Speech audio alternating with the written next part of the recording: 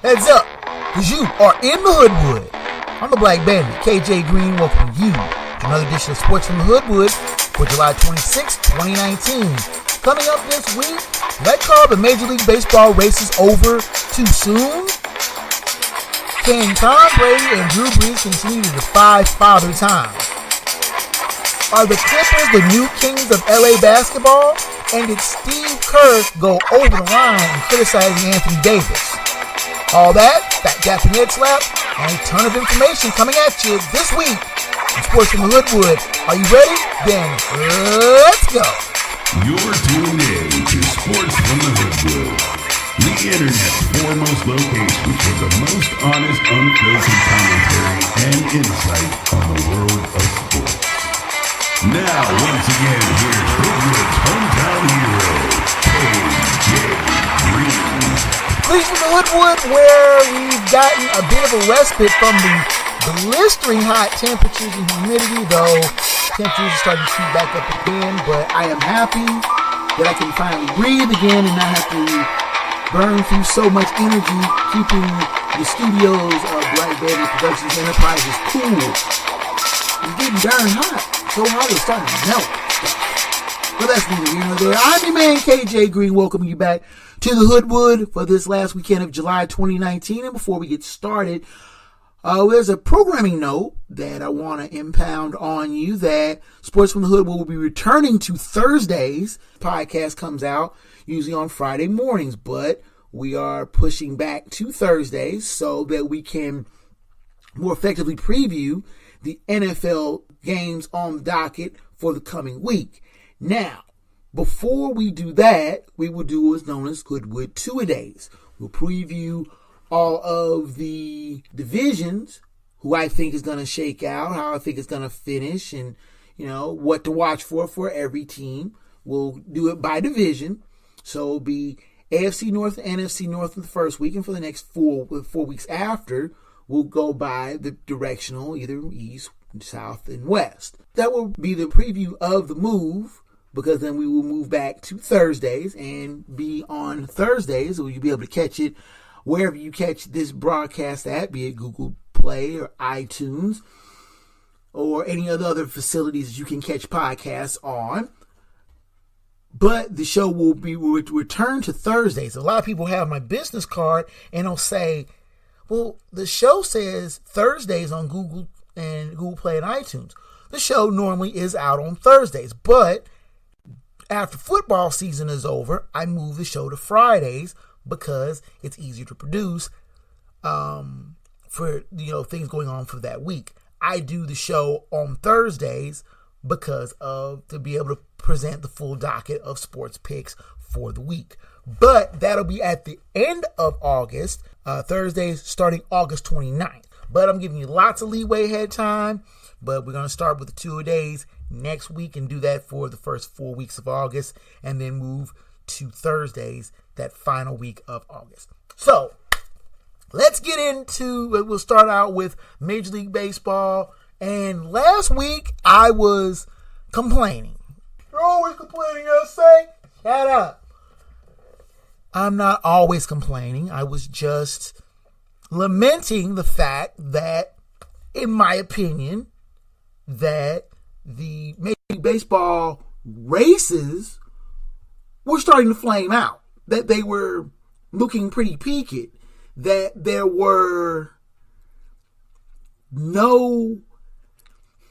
no drama in any of the divisional pennant races, and most of the races were for the wild card. I mean, to be the two teams left to play another game to determine who's the wild card. But it seems like I've spoken too soon. With the Major League Baseball races, then the Yankees are still dominating the AL East. The Dodgers are still double-digit ahead of the Diamondbacks, even though the Giants have made a nice little push lately. And the Dodgers got swept by the Los Angeles Angels, their crosstown freeway rivals.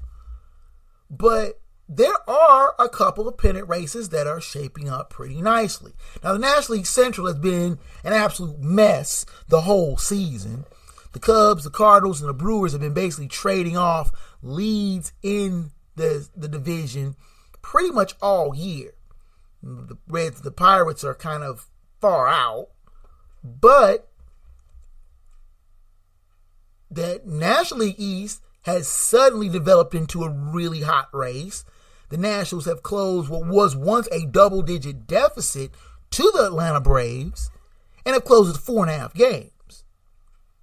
And now in the AL Central, my beloved Minnesota Twins, who at one time had a double-digit lead.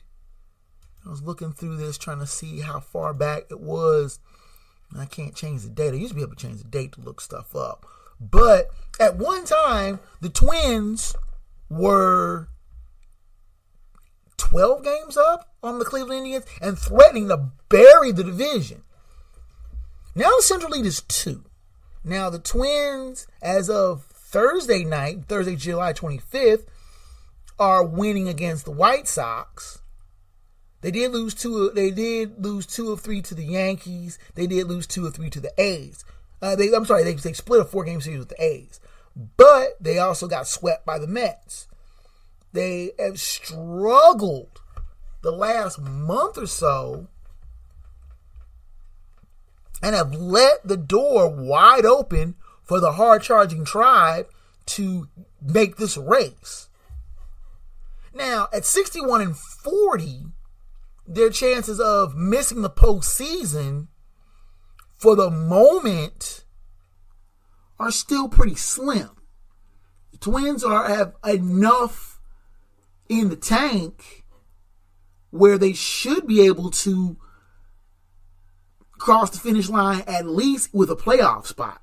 They would love to get the division so they can at least have a couple of home games in the playoffs. But as it stands now, you don't want to fall in that morass of the wild card race. We've got 4 teams within 3.5 games of one another, and another 3 teams still very much in the hunt. You don't want to fall into that mess, into that situation. But it looks like the Twins should have enough in the gas tank to hold off the Tribe. Though I cannot rule out the veteran Tribe coming on strong and maybe snagging a playoff spot. They leave the wild card as of July 25th.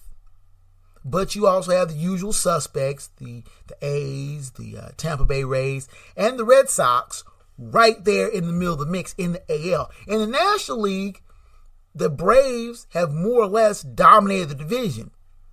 The Washington Nationals, after a slow start, have come on strong. And the Phillies have finally woken up and are getting things together.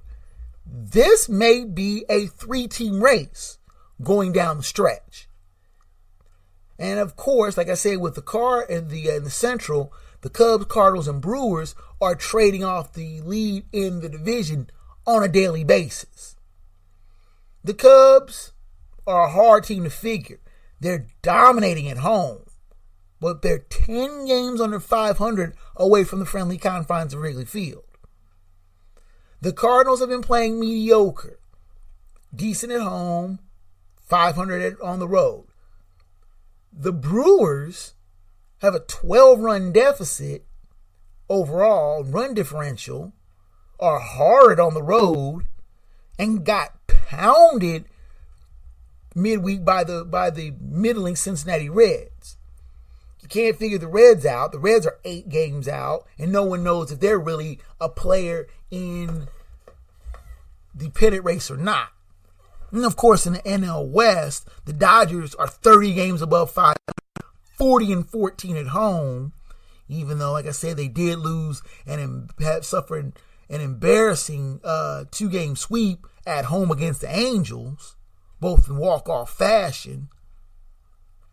But they are basically the class of the NL West and possibly the NL. But I will offer a mea culpa. I called it wrong.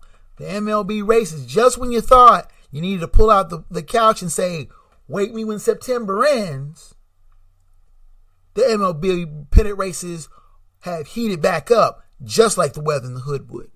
We'll take our first time out, come back with more. You are listening to Sports from the Hoodwood. We'll take a time out, come back after this.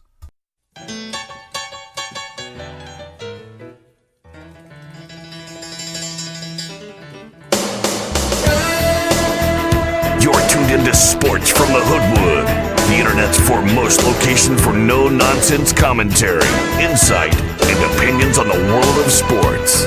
Here now live in living color, black by popular demand, your host, KJ Green. Direct from the studios of Black Band Productions Enterprises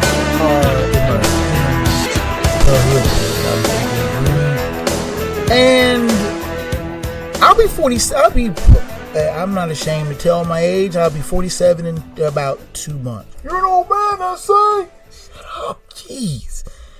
But the thing, other than Adam Vinatieri, who is apparently going to come back for another season with Indianapolis Colts, he is 3 months younger than me. He is the only player in the NFL that is left that was born in 1972. He started his rookie year 2 months before this current crop of rookies. Let me try that again. He started in 1995. Most of the current crop of rookies that are coming into the NFL this year weren't even born when Adam Vinatieri first started playing for the New England Patriots. That being said, he's a kicker. Kickers have longevity. They are around for a while. You're used to it. Quarterbacks, on the other hand, usually don't have that kind of longevity. There have been quarterbacks who have played into their late 30s, and a couple of them have played into their 40s. Most of them, when they play into their 40s, are basically trying to hang on, trying to have one last glorious season, and usually look like fools doing it. The painful images of Warren Moon and Brett Favre playing in their 40s when they really should have hung it up are images that are seared into the football consciousness. But you have Tom Brady, you have Drew Brees, who are exceptions to that long-standing rule. Consider that Brady will be 42 years old a week from this coming Saturday. And you think this is his 20th NFL season. Now, he didn't play in 2000, even though he was drafted by the Patriots in 2000, the infamous 199th pick, as everyone likes to so dramatize. There were 6 quarterbacks picked ahead of him, but Brady has been with the Patriots an NFL record for seasons quarterbacking with one team. He has 17 seasons as a starter. The numbers, basically, everybody knows he's a lock for Canton when he hangs it up. But the question is, how long is he going to play? And play at a high level. The Patriots have run different quarterbacks through their system and have more or less run them off because Brady has been so entrenched as a starting quarterback in New England. The Patriots, most younger Patriot fans don't even remember how bad the Patriots were before Brady became the starter. When he took over for Drew Bledsoe, who was injured. Brady threw for 4,300 yards in 2018. 29 touchdowns, 11 interceptions, which the 11 interceptions was the most he threw in one season since 2013. You're looking at Tom Brady's numbers over the years. They're almost criminal. You wonder what kind of deal with the devil did this guy make to have the kind of numbers, consistent numbers. Aside from his injury year in 2008, where he only played half of one game, in 2016 where he missed 4 games with the Deflategate suspension. Tom Brady has thrown for over 3,500 yards every year with the exception of his first full year as a starter in 2001. The Patriots have missed the playoffs twice in Brady's career, once because of the year he was injured and the year in his second full year as a starter. The Patriots have not won fewer than 10 games in any season since 2002. Brady is showing no signs of slowing down. And then you have Drew Brees. Now, Drew Brees played his first 5 years in San Diego, tore up his shoulder at the end of the 2005 season, but managed to come back and more or less resurrect his career or jumpstart his career in New Orleans. After hurting his shoulder in 2004, Drew Brees hasn't missed a game. He's missed 3 games, one in 2009, one in 2015, and one in 2018. All were healthy scratches. Drew Brees has thrown for over 4,000 yards in every season he's been in New Orleans, with the exception of 2018, and he threw for 3,992 yards. He is somebody that is pretty much as consistent as the word will allow. 520 touchdowns. Him and Tom Brady have more or less been tossing back and forth the all-time touchdown lead. Brady's the only quarterback to have won 200 games. Brees is the all-time passing leader with 74,437 yards. 520 touchdowns. You look at both of these players. Both of them have been extremely durable, extremely fortunate, and their teams have more or less turned their fortunes on their careers. New Orleans, of course, winning a Super Bowl in 2009. The Patriots having won each of their 6 Super Bowls under Brady's stewardship. But as I've said before, Father Time is undefeated. Brees is 40, just turned 40 in January. Brady, as I mentioned before, will be 42 in a week. How long can these teams continue to depend on these quarterbacks? I will go on the record right now as saying I will not be surprised if either Bill Belichick or Sean Payton, or both of them, ride off into the sunset with their legendary quarterbacks. I think Belichick has built his career on Tom Brady. Though I've heard critics say that Brady is a system quarterback. Brady's a plug-and-play quarterback. Well, if you're a plug-and-play quarterback, explain the consistency over the last 19 seasons. Brees has had his critics over the years. He's too small, he's too slow, but it seems that he gets the job done. His 4, 5, 6, 5,000 passing yards in a single season. Dan Marino did it in 1984 and basically blew everybody away. Drew Brees has done it 6 times.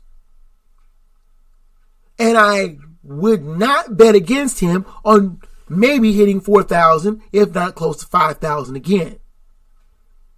But the question remains, how long can these quarterbacks, who are unquestionably Canton bound, put up these kind of numbers in their 40s with faster, stronger, meaner defensive players? And I know there's been so many protection rules for the quarterbacks, and that may explain some. But how long can these two quarterbacks hold off Father Time, and what will the teams do, the Patriots and the Saints respectively, when their legends decide to hang it up? Take another time out, come back with more information, sports, and all sorts of stuff. Sports with the Hoodwood rolls on after this.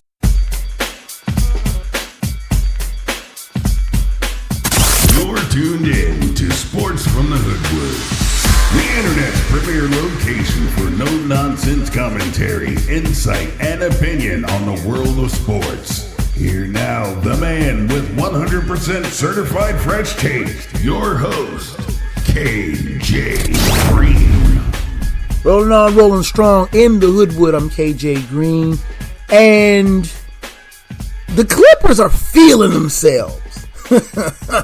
I'm doing some reading the other day after the introductory press conference where Steve Ballmer, who is the owner of the Clippers, basically is being head cheerleader and enthusiastic. I mean, the man's ridiculously rich to begin with, and him becoming the Clippers owner was probably the best thing that ever happened from that franchise since they moved to the West Coast some 40 some odd years ago. I mean, after years of mismanagement by Donald Sterling to the point where the Clippers were a national joke in basketball, now the team seems to be as well run a franchise as the definition will allow. The Lakers and the Clippers have shared the Staples Center in downtown Los Angeles for the last 20 seasons. It doesn't seem like it was that long ago that the Clippers moved out of the LA Sports Arena, the decrepit LA Sports Arena, which is in the hood in South Central LA, and the Lakers moved out of the fabulous Forum in Inglewood, and they both moved as shared tenants as the Staples Center with the hockey LA Kings. But it's always been an uneasy roommate arrangement, if you will. I mean, the Kings have their own set of fans, their own setup for their arena. But the Lakers always manage to get the prime or the better home dates and the better home times. It is not uncommon to see the Clippers play a 12:30 game and then them rearrange the arena for a 6:30 Pacific Lakers game. But the Clippers are trying to make moves and trying to do deals that will give them their own arena, their first own arena in over 20 years. Let me explain. Let me just trade this on for size. Can you imagine the LA Clippers playing in Inglewood? I'm not smoking something. Steve Ballmer has proposed $1 billion facility in Inglewood adjacent to the new arena, or I should say a football field that the Rams and the Chargers will be playing at. Now, there's one small problem.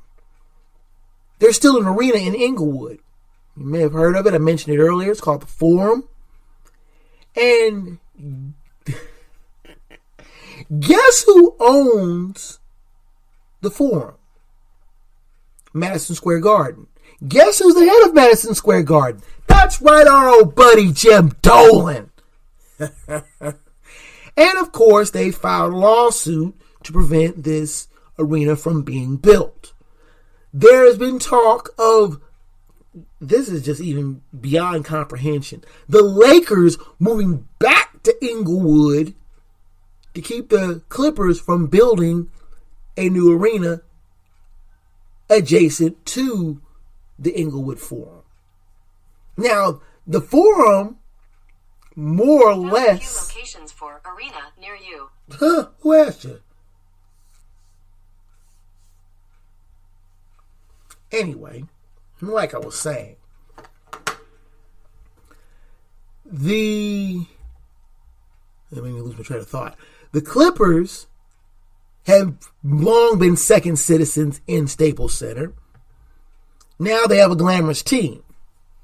Now they want to be front center themselves. The Lakers, trying desperately to hold on to top dog basketball-wise in the city, don't want the Clippers to be on their own stage, shining, taking glamour away from them. They'd rather have the Clippers either stay in the Staples Center and be second citizen, where the Lakers have continued to have the better dates, as opposed to the Clippers moving into their own arena, a new arena, and not having to share any of the money, share any of the profits, share any of the dates. Lakers and the Clippers play each other 6 times a year, and they play in the same venue. It's just which uniform they're putting on, because the Clippers have their own locker room, the Lakers have their own locker room, the Kings have their own locker room, and then you have another locker room for the visitors. This situation just looks like it's going to get messy. And the Lakers and the Clippers, the Lakers have never looked at the Clippers as much as a rival. The Clippers have dominated the Lakers over the past few years. Dominated to the point where many people say, well, there's no rivalry because the Clippers have won more often than they've lost against the Lakers in the last, say, 6 to 7 years. Clippers have made the playoffs 3-4 times, including last year. The Lakers haven't made the playoffs in 6 years. This whole moving thing is going to exacerbate the whole political, just the tension and dynamics between the two teams. I thought back in the day, the Clippers should have moved to Anaheim and been like how the Ducks are. You have the Ducks and the Kings. Kings play in downtown LA. The Ducks play in Anaheim. The Clippers could have been something like that. But of course, who was owning the Clippers at the time? Donald Sterling. He wanted to sell the Clippers as a low-rent Lakers. They were low rent, all right, but they didn't win. Now, with marquee free agents, Kawhi Leonard, and the newly acquired Paul George, the Clippers are a viable team to go deep in the playoffs. The Lakers are looking for their return to the playoffs for the first time in 6 years. And the situation is just going to get messier by the day. Speaking of the Lakers, the Golden State Warriors have thrown some brickbats of their own at the players and teams in La La Land. Not so much the Lakers themselves, but more or less Anthony Davis. Golden State Warriors coach Steve Kerr was very critical in his criticism of Anthony Davis forcing a trade from the New Orleans Pelicans to get onto the Los Angeles Lakers. My thing has always been, coaches can jump, players can be traded, but the NBA is not liking the fact that these players have this much power. As I mentioned in last week's Final Word from the Wood, the balance of power has dramatically shifted from the owners to the players. I mean, say what you want about Steve Ballmer being all giddy. I mean, the man's got more money than anyone can comprehend. But the NBA owners will throw money at free agents left and right, even with a salary cap. And the owners don't like it. The owners want the control back. Steve Kerr making this statement about Anthony Davis forcing his way to LA. The Pelicans got a boatload of draft picks. They can build for the future. You notice Steve Kerr didn't say that much when Kevin Durant decided he was going to join a 73-9 team and winning 2 championships in the 3 years he was there in Golden State. You know, Steve Kerr didn't make any kind of comparisons to that. I think it's selfish self-interest what Kerr said about Anthony Davis forcing his way, in his words, to LA. Anthony Davis wanted to play where he wanted to play. It was up to New Orleans to make a deal suitable enough and find a suitor who was willing to deal with them, to make a deal with them. They finally got the deal done with the Lakers. and got a boatload of picks in return. I think Steve Kerr, as much as I like him as a coach, was offline here. Players dictating where they want to go is not a bad thing. Players sitting around and saying, I'm not going to play, I don't like that. But when the club has the hammer, they have the whip hand, they're going to use it. They're going to move players as they see fit. Players should have that opportunity as well. Simple as that. We will take our final timeout, come back with Phat Dap, Head Slap, and the final word from the woods. Sports from the Hoodwood. It's down the home stretch after this.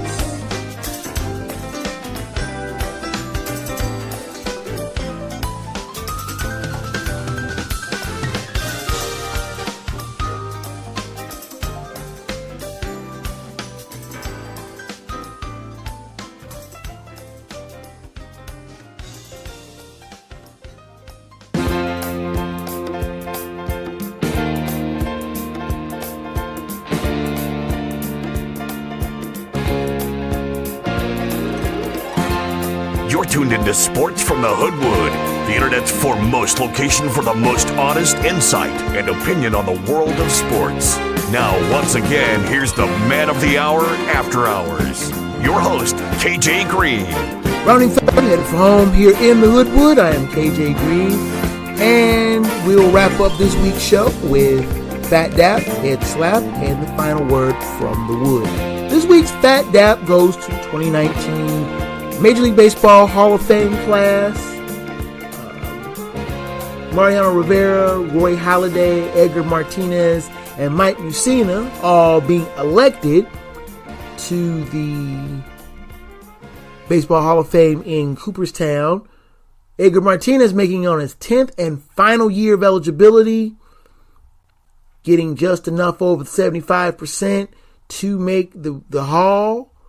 Mussina on his 6th try, making the Hall. Mariano Rivera being the first Major League Baseball to be elected to the Major League Baseball Hall of Fame unanimously, getting all 425 votes. To this day, I still want to know the morons who did not put Ken Griffey Jr. on their ballot. Makes absolutely no sense. Now, of course, you also have the, it used to be the Veterans Committee, but now they call it Today's Game. Lee Smith and Harold Baines, both making the Hall of Fame. Lee Smith, who was once the all-time save leader himself, I thought was overlooked unfairly, much like I thought Edgar Martinez had been unfairly overlooked in the Hall of Fame. But he got the necessary 12 of the 16 votes to make. And then Harold Baines getting 12 of the 16 votes. Now, it's going to leave a big question mark with Curt Schilling, Roger Clemens, Barry Bonds, Sammy Sosa, all in their 7th year of eligibility. All with the question mark and cloud of steroid use. Now, both Clemens and Bonds have been steadily creeping up. They're now in the high 50s. But they've got 3 years left on the ballot. And I've already heard a lot of the Veterans Committee are like, if you don't get voted in by them, we're not voting you in. And of course, then you have the J.G. Taylor Spink Award for writers. Jason Stark being the recipient of the 2018-2019 award. And let me see here.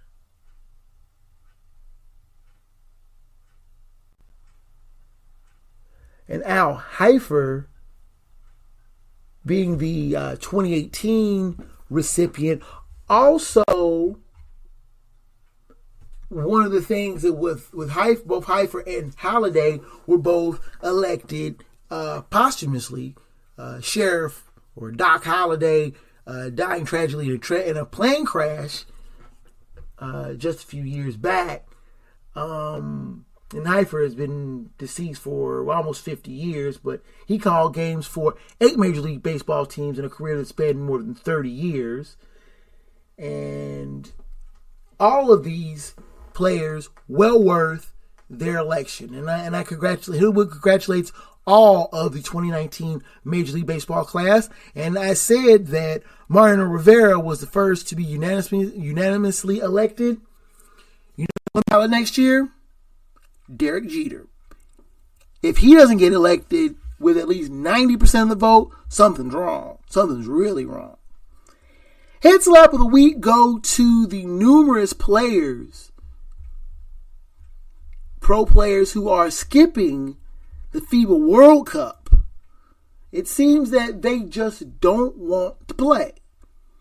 You have players who have been dropping out left and right. Kevin Love being one of the latest to have decided, nah, I don't want to. Now you're leaving this USA roster starting to get a little bare. I mean, when Dame Lillard decided to drop out, C.J. McCollum, James Harden, Eric Gordon, Bradley Beal, Anthony Davis, Tobias Harris, Kevin, I mentioned Kevin Love, Paul Millsap, they've all taken themselves out of the World Cup roster. And of course, you have LeBron James, Paul George, Russell Westbrook, Jimmy Butler, Stephen Curry, who long ago said, leave me out of it. Now, the U.S. still has to qualify for the Olympics in 2020 in Tokyo.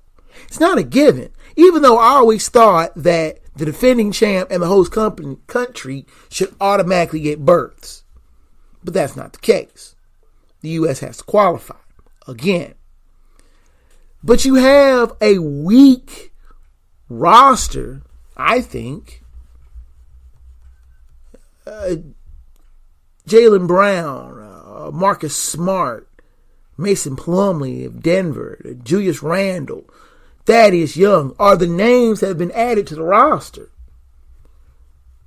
to go along with Kemba Walker and Jason Tatum of Boston, Toronto's Kyle Lowry, Detroit's Andre Drummond, Sacramento's Harrison Barnes, the Lakers' Kyle Kuzma, Donovan Mitchell of Utah, PJ Tucker of Houston, Indiana's Miles Turner, and Chris Middleton of Milwaukee. That's not a team that's scaring people, even though the grumpy, grouchy Greg Popovich is coaching the team. Will they win the World Cup? They've got a puncher's chance. But it's not like days of old where the U.S. basically showed up and were as good as gold. I'm still worried that this team may not win the World Cup and will have to fight for its collective lives to qualify for the 2020 Olympic Games. That would not be cool for USA basketball not to qualify. That just would not work at all. And now, without further ado, let's go to the final word from the Wood. Transfers. You say that to an NCAA coach and they get this look on their face like they've just bitten into a very tart lemon. The NCAA transfer portal has more or less closed up for basketball and long ago for football. Players who want to move from one team, one college to another can do it. And you also have graduate transfers who do not have to sit out a season jumping to other teams. Coaches say they don't like it. They rail against it. It is just so bad for the game. Quietly, they like it. They love it. It adds this dynamic to college athletics, a second round of recruiting. And these are players that are only playing 1, maybe 2 years. If a player transfers, he has to sit out a year. If a player comes as a graduate transfer, he's eligible to play right away. Coaches talk so much about integrity. They talk so much about commitment. Yet coaches are the first to jump from team to team in both football and basketball, chasing the almighty dollar, looking out for their best interests. But these student athletes are not allowed to look out for their best interests. Once they sign their name on the dotted line, they're committed. Never mind that a college scholarship can be revoked after a year, after two. Teams change, coaches change. The players, they have to honor their commitment. Never mind if a coach decides that he doesn't want to run this type of offense that player A has been recruited for and has no use for them. The player's stuck unless he gets his release. Then he can transfer. Then it's no big deal. But players taking the initiative and the power of movement for themselves, that is something that annoys coaches because they don't have control. You have coaches like Mike Gandy, Nick Saban, Kirby Smart. They've all railed against the transfer portal. They don't like it because they don't have control.